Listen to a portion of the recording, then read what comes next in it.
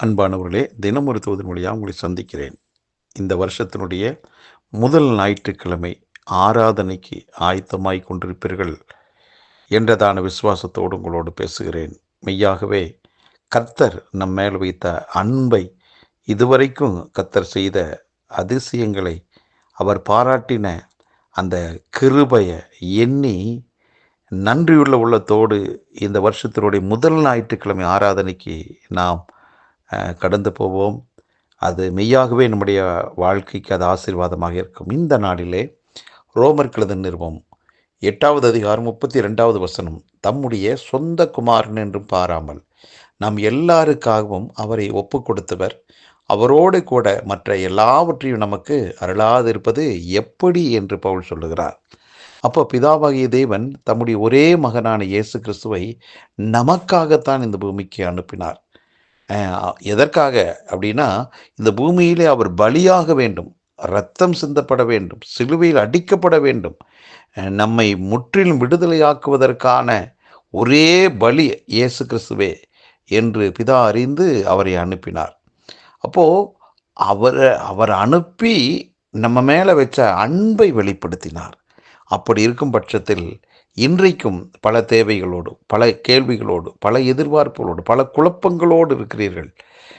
ஏன், எதற்கு, எப்படி, இந்த காரியம் நடக்குமா, நடக்காதா, கைகூடி வருமா, வராதா, என் வாழ்க்கை இப்படியே போயிருமா, அடுத்து நான் என்ன செய்ய போகிறேன் என்று தவித்து கொண்டு கேள்வி மேலே கேள்வி எழுப்பி கொண்டு பலவிதமான சிந்தனையோடு இருக்கலாம். இந்த வருஷத்தினுடைய முதல் ஞாயிற்றுக்கிழமையில் குழம்பாதீர்கள், தெளிந்த மனநிலையோடு போங்க. ஏன்னா எனக்காக அவருடைய சொந்த குமாரன் என்று கூட வச்சு பார்க்காம அனுப்பினாரே, சிலுவைக்கு அனுப்பினாரே. அப்படி இருக்கும் பட்சத்தில் எனக்கு தேவையான காரியத்தை அவர் நிச்சயமாக அவர் ஏற்கனவே செஞ்சு முடிச்சிட்டாரு.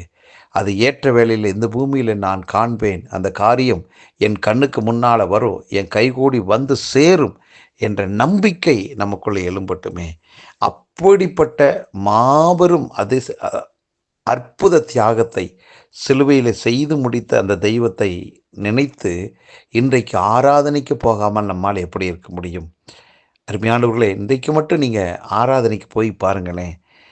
அவரோடு கூட மற்ற எல்லாவற்றையும் நீங்கள் பெற்றுக்கொள்வீர்கள். ஆவிக்குரிய ஆசீர்வாதங்களை இன்றைக்கி பெற்றுக்கொள்வீங்க. குடும்பத்துக்கு தேவையான, உங்கள் சரீரத்துக்கு தேவையான, எதிர்காலத்துக்கு தேவையான பலவிதமான நன்மைகளை இன்றைக்கு நீங்கள் நிச்சயமாக பெற்றுக்கொள்வீர்கள். எந்த சூழ்நிலையிலும் இந்த வாரத்தின் முதல் நாளாகிய இந்த ஆராதனையை தவற விடாதீர்கள். தனியாக, குழுவாக, குடும்பமாக செல்லுங்கள். இந்த நாள் மெய்யாகவே உங்கள் வாழ்க்கையில் பலவிதமான நன்மைகளை அடையக்கூடிய, சுதந்திரிக்கக்கூடிய ஒரு நல்ல நாள். ஏனென்றால் நீங்கள் கேட்க போகிறது சத்தியத்தை கேட்குறீங்க. அந்த சத்தியத்துக்குள்ளே தான் சகலவிதமான நன்மைகளும் ஆசீர்வாதம் அடங்கி இருக்கிறது. ஆகவே சத்தியத்தை கேட்பதற்காக செல்லுங்கள். அவரை துதித்து பாடி ஆராதியுங்கள். மெய்யாகவே நீங்கள் பாக்கியவான்கள், பாக்கியவதிகள். ஆகவே இந்த ஆராதனைக்கு போனதின் நிமித்தமாக நான் இவ்விதமாய் ஆசீர்வதிக்கப்பட்டேன் என்று சொல்லுகிற அளவுக்கு பலவிதமான நன்மைகள் உங்களுக்காக திறக்கப்படுகிறது, வந்து சேருகிறது. பயப்படாதீர்கள், நன்மையை நீங்கள் காண்பீர்கள். பரலோக பிதாவே, இந்த நல்ல வேலைக்காக நன்றி. உம்முடைய குமாரனை அனுப்பி எங்கள் மேலே வைத்த அன்பை நீர் வெளிப்படுத்தினீர். ஆகவே எங்கள் வாழ்வினுடைய இதர தேவைகள் எல்லாவற்றையும் நீர் ஆண்டவரே உம்முடைய குமாரன் மூலமாக சிலுவையில் எங்களுக்கு கொடுத்து விட்டீர். அதை சரியான நேரத்தில் அனுபவிக்க நாங்கள் பிறந்திருக்கிறோம். இதை கேட்டுக்கொண்டிருக்கிற ஒவ்வொருடைய வாழ்விலும் இன்றைக்கு இவ்வளோ பெரிதான நன்மையை செய்த ஆண்டவருக்கு நான் நன்றியை காட்டுவதற்காக நான் ஆராதனைக்கு செல்வேன் என்றதான உறுதியோடு பிள்ளைகள் ஆண்டவர் தனியாக, குடும்பமாக, குழுவாக செல்லட்டும். உங்கள் நாமத்தை மகிமைப்படுத்தட்டும். ஒவ்வொருவர் மேலும் நன்மையும் கிருபையும் பொழியட்டும். விடுதலை வாழ்வு வாழட்டும். வாழ்த்துகிறேன், ஆசீர்வதிக்கிறேன். இயேசு கிறிஸ்து நாமத்தை ஜெபிக்கிறேன் நல்ல பிதாவே, ஆமென்.